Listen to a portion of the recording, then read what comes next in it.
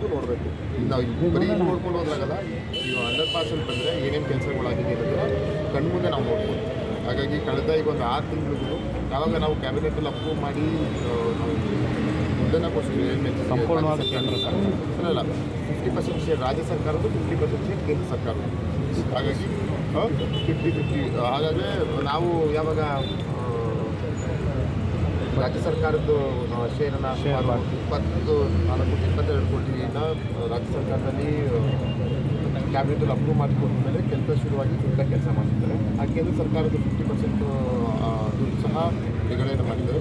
ಯುದ್ಧದ ವಿಷಯದಲ್ಲಿ ಯಾವುದೇ ರೀತಿ ಸಮಸ್ಯೆ ಇಲ್ಲ, ತ್ವರಿತಗತವಾಗಿ ಕೆಲಸ ಆಗಬೇಕು. ಜೊತೆಗೆ ಇದು ಸಣ್ಣದ ಕೆಲಸ ಅಲ್ಲ, ಬೇರೆ ಮೇಲ್ಸೇರಿದ್ರೆ ಜವಾಬ್ದಾರಿ ಜಾಸ್ತಿ ಇರ್ತದೆ, ಮತ್ತು ಟೆಕ್ನಿಕಲ್ ಇಶ್ಯೂಸ್ ಇರ್ತದೆ, ಮತ್ತು ಎಲ್ಲ ಮುಂದೆ ಆಗಿರೋ ಕ್ರಮಗಳನ್ನ ನೋಡಿ ಮಾಡಬೇಕಾಗ್ತದೆ. ಹಾಗಾಗಿ ಸ್ಟೇಜ್ ಬೈ ಸ್ಟೇಜು ಕೆಲಸ ಅಂತ ಆಗ್ತಾಯಿದೆ. ಆದರೆ ಜೂನ್ ಅಂತ ಹೇಳಿದರೆ ನಾನು ಭಾಗಶಃ ಒಂದು 2-3 ತಿಂಗಳು ಜಾಸ್ತಿ ತೊಗೊತೀನಿ. ಯಾಕಂತ ಹೇಳಿದ್ರೆ ನಾವು ಎಲ್ಲ ಕಡೆ ಕಾಮಗಾರಿಗಳು ನೋಡಿದಾಗ ಅದು ಅದೇ ಇದಕ್ಕೆ ನಾವು ಸ್ಟಿಕಾನ್ ಆಗೋದ್ರಿಂದ ಈಗ ನೋಡ್ಬೋದು ನ್ಯಾಷನಲ್ ಹೈವೇ 75 ಈಗ ತ್ವರಿತಗತಿಗೆ ಮುಕ್ತಾಯ ಅಂತ ಬಂದಿದೆ. ನಾನು ಅದು ಹೇಳೋಕ್ಕಿದ್ದಾಗಲೇ 1 ವರ್ಷ ಆಗಿತ್ತು. ಹಾಗಾಗಿ ಕೆಲಸ ತ್ವರಿತವಾಗಿ ಕೆಲಸ ತೆಗೆಯುವಂಥ ಕೆಲಸನ ನಾವು ಮಾಡಬೇಕು. ಇದನ್ನಂತೂ ಆದಷ್ಟು ಬೇಗ 2 ರಸ್ತೆಗಳದ್ದು ವೆಹಿಕಲ್ ಮೂವ್ಮೆಂಟ್ಸ್ಗೆ ಮಾಡುವಂಥ ಕೆಲಸವನ್ನು ನಾವು ಮಾಡ್ತೀವಿ. ಸರ್, ಈಗ ಸರ್ಕಾರ ಅದು ಹಂತದಲ್ಲೂ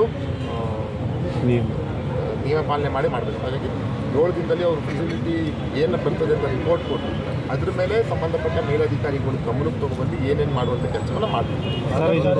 ಸರ್ ಎಂತ ಸರ್ ಪಾದಚಾರಿಗಳಿಗೆ ಮಾಡಬೇಕು.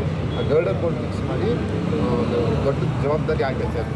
ಅದನ್ನು ಜೊತೆಲೇ ಪ್ಯಾರಲಾಗಿ 2 ಕೆಲಸ ಮಾಡ್ತೀವಿ. ಸರ್, ಇದ್ರ ಜೊತೆಗೆ ಬೇಲೂರು NH ಬಗ್ಗೆ ನೀವು ಸದನದಲ್ಲಿ ಪ್ರಸ್ತಾಪ ಮಾಡಿ ಈಗಾಗಲೇ ಅದು ಪೇಪರ್ ವರ್ಕ್ ಲೇಟ್ ಆಗಿದೆ, ಅದು ಸರಿಯಾಗಿ ಅಲ್ಲ ಮಂಜೂರಾತಿ ಸದನದಲ್ಲಿ ನಾನು ಸಹ ಅದನ್ನ ಮನವಿಯನ್ನು ಮಾಡಿದ್ದೆ. ಜೊತೆಗೆ ನಮ್ಮ ಕೇಂದ್ರ ನಮ್ಮ ಸಚಿವರನ್ನ ಭೇಟಿ ಮಾಡಿದಾಗ ನಿತಿನ್ ಗಡ್ಕರಿ ಸಹ ಅವರು ಸಹ ಖುದ್ದಾಗಿ ಕರೆಯನ್ನು ಮಾಡಿ ಸಂಬಂಧಪಟ್ಟ ಅಧಿಕಾರಿಗಳು ಆ ಕ್ಷಣನೇ ಹೇಳಿದರು. ಹಾಗಾಗಿ ಅದು ಅಪ್ರೂವ್ ಆಗಿದೆ. ಅದು ಮಾಹಿತಿ ಕೊಡ್ತೀನಿ ನಿಮಗೆ. ಅದು ಆಗಲೇ ಅಪ್ರೂವ್ ಆಗಿ ಕೋರ್ಟಿಗೆ ಡೆಪಾಸಿಟ್ ಮಾಡಿ ನಾವು ರೈತರುಗಳಿಗೆ ಸಂಬಂಧಪಟ್ಟ ಪರಿಹಾರನ ಕೋರ್ಟ್ಗೆ ಡೆಪಾಸಿಟ್ ಮಾಡಿ ಮುಂದಿನ ದಿನಗಳಲ್ಲಿ ಕೆಲಸ ಶುರು ಮಾಡೋ ಕೆಲಸವನ್ನು ಮಾಡ್ತೇವೆ. ಮಹಾನಗರ ಪಾಲಿಕೆ ಆಫೀಸ್ ವರ್ಕ್ಸ್ ಆಗಿ ಸರ್ಕಾರದಿಂದ ನಾವು ಹೊಸದಾಗಿ ಕೆಲಸ ಮಾಡ್ತೀವಿ. ಹಾಗಾಗಿ ಆ ಪ್ರೋಸೆಸ್ಸಲ್ಲೂ ನಾವು ಇದ್ದೀವಿ.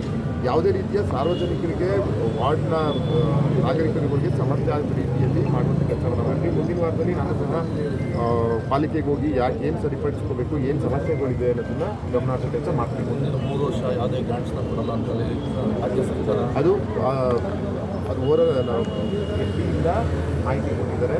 ನಾನನ್ನು ನಾವು ಒಪ್ಕೊಳ್ತೀನಿ. ಅದನ್ನು ನಾವು ಮತ್ತೆ ಫೈಲ್ ಪಿಕಪ್ ಮಾಡಿ ನಾವು ಮತ್ತೆ ಮನವಿಯನ್ನು ಮಾಡ್ತೀವಿ.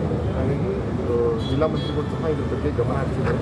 ಅವರು ಸಹ ಇದಾಗಿ ಯಾಕೆ ಮಾಡಬಾರ್ದು ಅನ್ನೋದನ್ನ ಭೇಟಿ ಮಾಡಿ ಅವರು ಸಹ ಮಾತಾಡ್ತಾರೆ.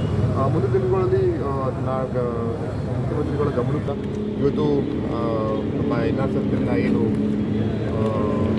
ರೈಲ್ವೆ ಮೇಲ್ಸೇತುವೆ ಕಾಮಗಾರಿ ಹೇಳಿದ್ದಾರೆ, ಅದ್ರ ಬಗ್ಗೆ ಒಂದಷ್ಟು ಸಮಸ್ಯೆಯಲ್ಲಿ ಸ್ಥಳೀಯರದ್ದು ಇತ್ತು.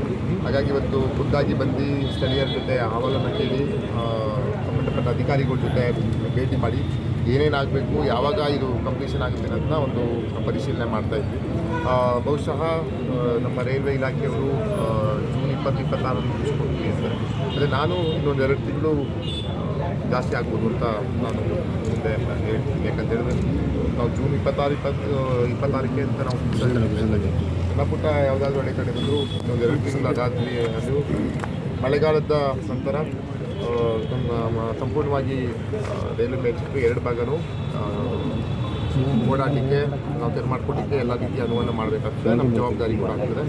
ಜೊತೆಗೆ ಈಗಾಗಲೇ ಗರ್ಡರ್ ಕೂಡ ಏನು ಹುಬ್ಬಳ್ಳಿಯಿಂದ ಬಂದು ಈಗಾಗಲೇ ಫ್ಯಾಬ್ರಿಕೇಷನ್ ಆಗ್ತಾಯಿದೆ ನಮ್ಮ ಕೋರ್ಟನ್ನು. ಅದರದ್ದು ಮೇಜರ್ ನಮಗೆ ಕೆಲಸ ಇತ್ತು.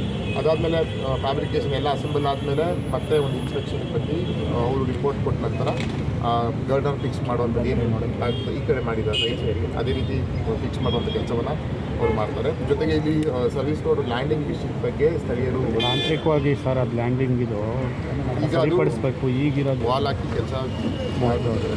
ಅವಾಗ ಮಾಡಬೇಕಾದ್ರೆ ನಾವು ಮನವಿ ಮಾಡಿ ನೆಕ್ಸ್ಟು ಗಮನಕ್ಕೆ ತಂದಿದ್ರೆ ಮಾಡ್ಬೋದು. ಈಗ ನಾನು ಅದನ್ನೇ ಫೀಸಿಬಿಲಿಟಿ ಚೆಕ್ ಮಾಡಿ ಅಂತ ಒಂದು ಲೆಟರು ಸಹ ಕೊಟ್ಟಿದ್ದೀನಿ. ಇನ್ನೊಂದು 7 ಡೇಸಲ್ಲಿ ಆಗುಗಳು ಏನೇನು ಆಗ್ತದೆ, ಏನೇನು ಮಾಡ್ಬೋದು ಇದಕ್ಕೆ ಸಾರ್ವಜನಿಕ ಹಿತದೃಷ್ಟಿಯಿಂದ ಅಂದ್ಬಿಟ್ಟು ಫೀಸಿಬಿಲಿಟಿ ಚೆಕ್ ಮಾಡಿಸೋಣ. ಅದರಲ್ಲಿ ವರದಿ ಏನು ಬರ್ತದೆ, ಸಾಧಕ ಬಾಧಕಗಳನ್ನ ಪರಿಶೀಲಿಸಿ ಸಂಬಂಧಪಟ್ಟ ಮೇಲಾಧಿಕಾರಿಗಳು ಗಮನಕ್ಕೆ ತಗೊಬಂದು ಇದನ್ನು ಸಮಸ್ಯೆಯನ್ನು ಸರಿಪಡಿಸೋ ಕೆಲಸವನ್ನು ಮಾಡೋಣ.